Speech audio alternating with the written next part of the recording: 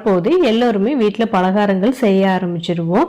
இந்த தீபாவளிக்கு இந்த டிஃப்ரெண்ட்டான இந்த மில்க் பர்ஃபி வந்து ட்ரை பண்ணி பாருங்கள். கம்மியான இன்க்ரீடியன்ஸ் வச்சு ரொம்பவே சீக்கிரமாக குறைந்த நேரத்தில் நம்ம வந்து செஞ்சிடலாம். வாயில் போட்டதுமே கரையக்கூடிய அளவுக்கு இதோட டேஸ்ட் அல்டிமேட்டாக இருக்கும். நீங்கள் வந்து ட்ரை பண்ணி பாருங்கள். Hi friends, welcome to Mahi Prabhas kitchen. இப்போ எப்படி செய்கிறதுன்னு பார்த்துடலாம்.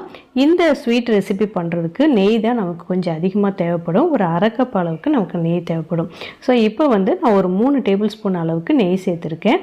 நெய் நல்லா உருகுனதும் நம்ம வந்து 200 கிராம் அளவுக்கு கடலை மாவு சேர்த்துக்கலாம். இந்த கடலை மாவை நல்லா சளிச்சிட்டு எடுத்துக்கலாம். இந்த ஸ்வீட் ரெசிபி நம்ம கடலை மாவு வச்சு தான் பண்ண போகிறோம். ஸோ கடலை மாவு நல்லா வந்து குவாலிட்டியான கடலை மாவாக இருக்கணும். நல்லா வந்து சளிச்சு எடுத்துக்கோங்க, கட்டி இல்லாமல். இப்போ நெய்யில் நல்லா வறுத்துக்கலாம். இந்த நெய்யில் எந்த அளவுக்கு நம்ம வறுக்கிறோமோ ஒரு 15-20 நிமிஷம் வரைக்கும் நீங்கள் வந்து வதக்கிக்கோங்க. அப்படி பண்ணும்போது இந்த கடலை மாவோட வாசனை வந்து